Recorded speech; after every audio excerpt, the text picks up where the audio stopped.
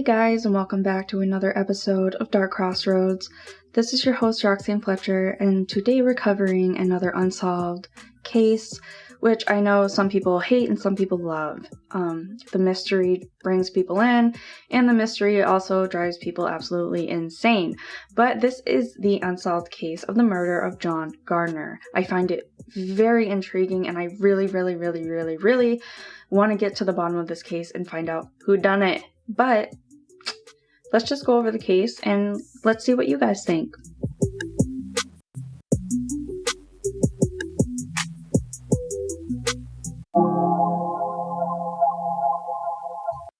If you could not trust your own mother or your own child, who could you trust?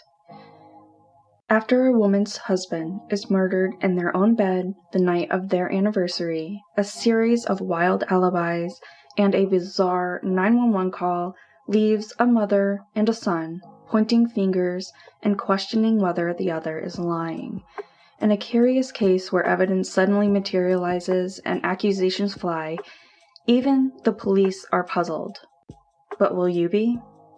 With each claiming the other had a motive and the opportunity to pull the trigger, it is up to you to make your own decision on who is guilty and who is innocent, because to this day, this case is unsolved.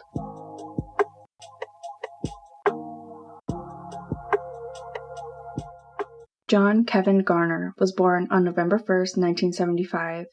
He was a native to Texas through and through. In early 2018, at the age of 42, he was working as a general manager for DHL Motors and living quite a happy life surrounded by his two adult stepchildren, Wesley Miller and Andrea Miller, along with his wife of 18 years, Sandra Garner. On Tuesday, January 2nd of 2018, at 12:50 p.m., Maypearl Police Department received reports of a shooting in the 100 block of Creekview Circle in Maypearl, Texas. 55-year-old Sandra Garner called 911 and told the dispatcher that her 42-year-old husband, Jon Kevin Garner, had been shot and he needed help. It is stated, quote, she says, "I need somebody to come. My husband has been shot. I think he's still alive. He's making noises. What can I do for him?" The dispatcher walked her through CPR, and Sandra followed the instructions until the police arrived. When the police arrived at the house, they found a hysterical Sandra. She showed police where Jon was. He was lying unresponsive on the floor in the bedroom and had suffered multiple gunshot wounds, one of which was to his head. Medical personnel arrived and pronounced him dead on the scene. Sandra was so distraught that she had to be carried out of the bedroom. Sandra had made police aware that Jon was shot by a masked intruder, so they searched the entire house to see if he was still there, and to their finding, there was nobody in the house. Sandra agreed to go to the Ellis County Sheriff's Office to provide a statement. She told the police that she went to bed with Jon sometime between 9:30 and 10 p.m. that night. She explained that this was all normal for them and that most nights they went to bed around 9:30. They were both tired, and that night as they had celebrated their 18th wedding anniversary, which was on New Year's Eve. She told police that she was asleep when she was awoken by a noise. She heard the noise of 2 gunshots and then saw a man. The man was wearing a mask that covered his entire face except for his eyes. He was holding a gun and a flashlight. Jon had been shot by this point, and according to Sandra, she screamed and asked him not to hurt her. He didn't touch Sandra. He spoke to her, though, and called her by her name and made her aware that he knew both her and Jon from a previous place of employment. Police asked Sandra if she recognized the man, but despite seeing his eyes and also hearing his voice and being told that they knew each other, she told police that she did not recognize the man and had no idea who it could be. The only thing she could recall about his appearance was that he was taller than her. The masked intruder informed Sandra that he was a former employee of Jon's from WePack years earlier. Police discovered that Jon was a hard worker, and if anyone wasn't working hard enough, he would fire them. Sandra told police that the man seemed annoyed that even though he had worked hard and had worked his butt off, quote in quotes, Jon fired him, and that resulted in him losing his home, his wife, and his children. This man had nothing left to lose, but he assured Sandra that he wasn't there to harm her. When she began screaming, he told her to shut up, and he said, quote, What I came here to do is done. I didn't come here to shoot you. The man told Sandra that he knew there was money in the house because Jon bragged about keeping cash there, and he wanted this money. Sandra told police that she went into the bathroom where the fire safe was and gave him all the money that was inside of this safe. When asked how much money was inside, Sandra said that she believed it was about $18,000, as she had recently counted it, and that was what was there at the time of counting it. Police then continued to ask Sandra to outline what happened next, and she notified him that he told her to remain in the bathroom and count to 100. He threatened to return and kill her if she called police or if he heard sirens in the background. She did as she was told and started counting, and then ran into the bedroom where Jon was and ended up calling 911. Police obtained a search warrant for the house and their cars. They found a bullet in a pillowcase inside of the bedroom, and another one was found in Jon's body while he was at the Dallas County Medical Examiner's office when his autopsy was being carried out. Both of the bullets were from a .38 caliber, and when police searched the house and car, that gun was not found. Police discovered that Jon had some 49 guns, including 12 rifles, in the house, but one happened to be missing. And what do you think it was? A .38 caliber, of course. Police looked into Jon's past, from friends to former colleagues and employees, and questioned a number of them, but didn't find anyone that they thought could be a suspect. Police decided to search the house and cars a second time, and it was during the second search that they found the Taurus .38 special revolver, and tests carried out on the gun and the projectiles confirmed that this was the gun that was used to shoot Jon. It was hidden in a paper towel inside 2 plastic bags under the seat of Sandra's Ford Mustang car, which was parked in a detached garage. Police believe that it was hidden there after the first search was carried out. They also discovered that Jon had given that gun to Sandra. Now, at this point in our story, I want to go over the analysis of Sandra's 911 call. It was looked over by somebody who looks at the wording and pronunciation of 911 calls and detects if there's deception or if it is truth. So it starts with the dispatcher saying, 911, what is your emergency? Sandra says, I need somebody to come. I need the police. I need an ambulance. My husband's been shot. It is stated here that guilty callers often ask for help for themselves, not for the victim. Note that Sandra does not ask for help for her husband. Instead, her priority is somebody, the police, and an ambulance for herself. She says, my husband's been shot. This is passive language. Passivity shows distance and is often used to conceal identity or any responsibility. At this point, the dispatcher states, okay, what happened there? Sandra has stated, there was a man in here, and he shot him, and he told me not to call the police. In the analysis, it states that there was a man in here is, 1, it sounds like the beginning of a fairy tale, and 2, it goes against the economy of words. There's no urgency in her saying this.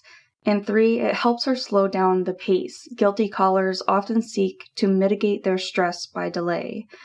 The pause of her going, she has the need to pause and think of an answer. It shows that the question is very sensitive to her.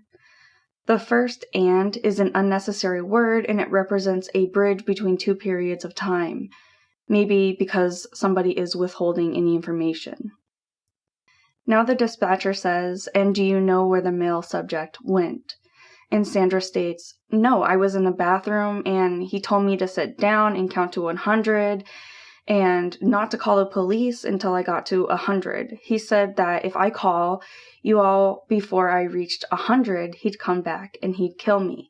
Please hurry, I think he's still alive. He's making noises. Please, what can I do for him? At this point in the analysis, it states that she doesn't just answer the question, but she preempted a question, adding to her no 64 words in order to justify the delay with which she had called 911. She doesn't show any urgency. She takes precious time to give the operator unnecessary information. Please hurry, and please shows a need to align herself with the good guys, meaning the operator and the police. This is a factor known as manipulation. She didn't ask what can I do for him as a priority in her first answer, but only at the end of her narrative. It's unexpected that in her narrative she never used her husband's name in the pronoun we that shows unity and cooperation. At this point, the dispatcher even asks, "Do you want to try to do CPR?" Sandra responds, "Yes, yes." Note that yes is repeated. Does she have a need to align herself with the operator and to convince them that her desire is to actually help her husband? Then the dispatcher says, "I need you to lay him flat on his back, on the ground, and remove any pillows."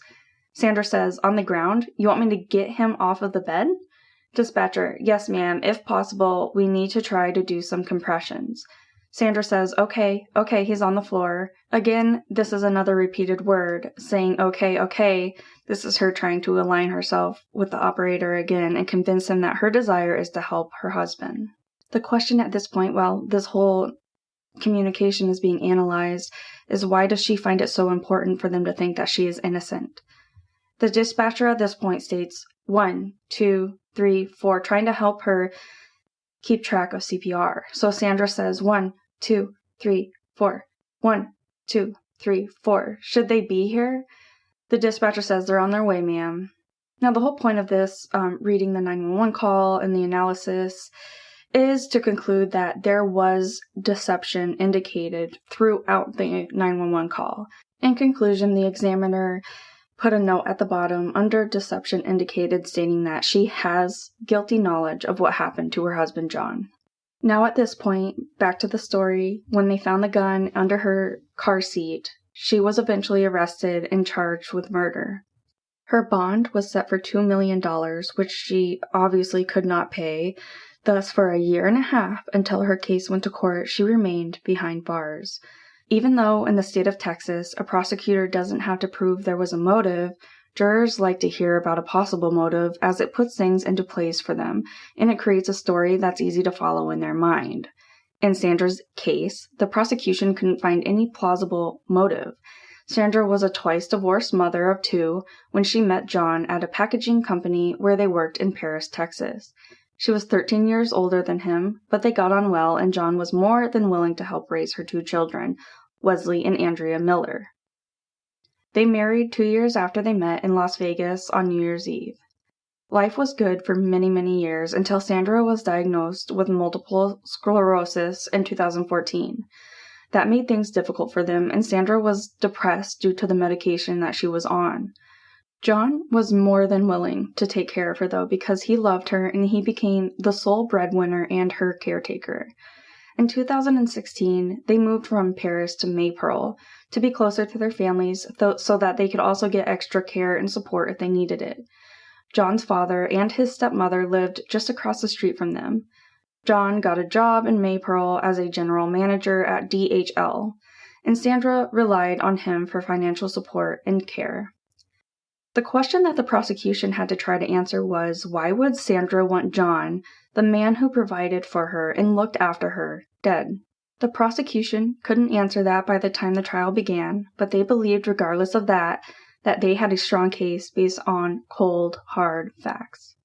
It was their case that Sandra was the only person who could have killed Jon that night, and that the evidence indicated she was the only person inside the house when Jon was shot. When the police arrived on scene, there was nobody else in the house except for Sandra and Jon. And eventually the court heard that gunshot residue was found on Sandra's hands, and the murder weapon was found hidden under the seat of her car. The prosecution told the jury that they believed the murder was planned, and they produced into evidence reports which outlined that internet searches were carried out on Sandra's iPad just 4 days before Jon was shot, and the searches included how to kill someone in their sleep, 16 steps to kill someone and not get caught, and lastly, fentanyl. The prosecutors in the case, Lindy Beatty and Ricky Sipes, asked the jury to think about Sandra's version of events and the evidence found and to establish what makes more sense. The murder weapon was a gun, which had been given to Sandra by Jon, and it was found in her car. The prosecution asked the jury to consider this fact of them finding the murder weapon and all this in light of the version of events that Sandra gave the police. She said that a masked intruder was inside their home with a flashlight and a gun, and he told her he wouldn't harm her as he already did what he wanted to do. The prosecution asked the jury to consider if it was likely that a masked intruder who had a grudge against Jon and wanted him dead entered Jon's house without his own gun or a weapon of any sort and instead decided to use Sandra's gun. Lindy asked the jury to think about how nonsensical it would be for the killer to do such thing. Lindy also asked them to question why the killer would wear a mask to conceal their face but decide to have a conversation with Sandra and tell her why they were there and that they used to work for Jon. Lindy then says, "Damn it, I forgot the gun. I wore my trusty mask so no one would know who I was, but I'm going to have a 10-minute conversation with Sandra about who I am and why I'm doing what I'm doing." The prosecution told the jury that the only explanation was that Sandra shot her husband dead. It was the defense case that, despite the evidence the prosecution presented, there were a number of gaps that meant that there was a reasonable doubt in the case. The court heard that Sandra loved Jon and didn't want him dead, and that she was set up. It was their case that the police mishandled the investigation from the very outset, and that resulted in contamination and evidence not being collected properly. The court heard that the house wasn't sealed off. People were allowed to enter and exit as they pleased. Footage from police cameras that night revealed that the lead investigator took multiple photos of the inside of the house to use as evidence, but somehow those photos went missing, something that the police acknowledged but had no explanation for. The defense attorney, Thomas Papas, told the jury that he believed that the police overlooked a possible suspect in the case. They believe that Sandra's own son, Wesley, may have shot Jon. They have argued that he had a motive. Wesley needed money, and they believe that he mistakenly thought that he was in Jon's will, and he wanted his money. They told the court about his actions in the immediate aftermath. When police spoke to Wesley, he seemed almost keen to blame Sandra for the murder. He told police he didn't buy her story, and asked them if an intruder had indeed entered, then why didn't the dogs bark? He is quoted as saying, "The dogs, why didn't they bark? How did so-and-so know how to get in? And for somebody to sneak up on him like that, I don't buy it." It was Wesley who told police that Sandra often kept a gun under the driver's seat in her car, which was what prompted the second search of the car. They argued that due to the police mishandling the case, proper tests and checks weren't carried out, which could have showed that Sandra was innocent. The handle of the car door was not tested for fingerprints. The court heard that Wesley was in Jon's home on the 1st of January, just hours before he was shot, and that he didn't have a solid alibi for the time of the murder. The court heard that he was the last person apart from Sandra who spoke to Jon, and he left his house at 7 p.m. Police initially believed he had an alibi as he told them that he purchased beer and went home to watch Netflix on his phone. When they checked his Netflix account usage on his phone, though, police believed that it looked as though he was watching it at the time of Jon's murder, but that was a mistake. The records weren't recorded in Central Standard Time, so there was nothing to suggest that he was watching Netflix at the time that Jon was shot. The defense also argued that Wesley may have been the person who carried out the internet searches on the iPad a few days before Jon was shot. The court heard that the iPad wasn't locked and there was no password required to use it. Wesley had access to it and was in Jon's house the night that the searches were conducted. They were carried out 4 days before the murder, between 11:30 p.m. and midnight, and Sandra and Jon nearly always went to bed at 9:30 p.m. The defense acknowledged that gunshot residue was found on Sandra's hands, but they claimed there was an innocent explanation for this. Sandra's attorney, Tom Papas, told the jury that Sandra was in bed with Jon when he was shot. Then he brings up that she did do chest compressions when she was on the 911 call, as the dispatcher's instructions told her to do so. So it was inevitable that there would be some gunshot residue on her hands. This does explain that theory. There were 3 specks found on her left arm, and they argued that was not consistent with her firing a weapon. It was their case that the prosecution didn't prove her guilt beyond a reasonable doubt, and they asked the jury to find Sandra not guilty. The prosecution, in their closing, told the jury that if Wesley killed Jon, that version didn't make sense, as Sandra told police that she didn't recognize the masked man even though she saw his eyes and spoke to him. The police acknowledged that things were not conducted as they should have been. They acknowledged that perhaps Sandra's hands should have been bagged immediately, and more gunshot residue may have been found on her if that had been done. The jury deliberated for just 3 hours, and they found Sandra not guilty. Wesley was never charged with any crime in relation to Jon's death. Now, to this day, nobody has been charged with the murder of Jon, and it is still an unsolved case. But there are many speculations as to what happened that night.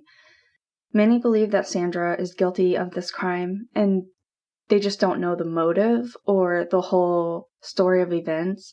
And others believe that it was Wes, her son, that he was trying to frame her and get half of her possessions, including money, house, car, etc.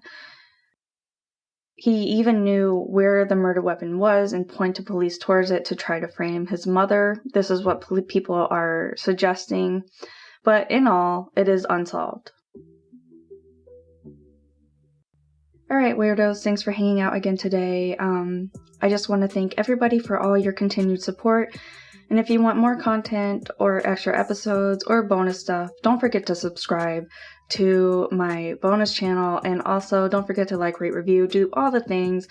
It really helps me out, and it's helping the podcast grow and get more content out. With all that said, I will be coming back soon with another episode. But until then, don't forget to be weird, stay different, and don't trust anyone.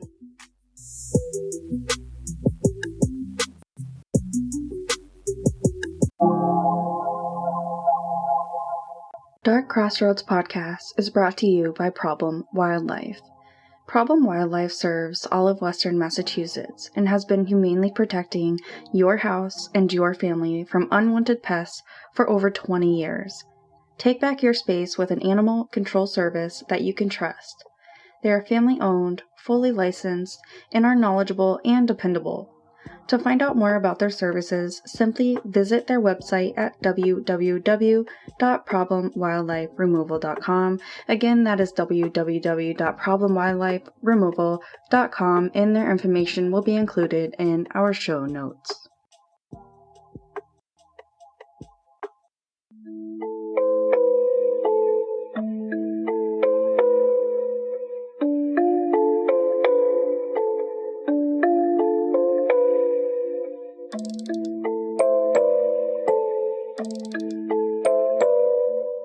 Thank you.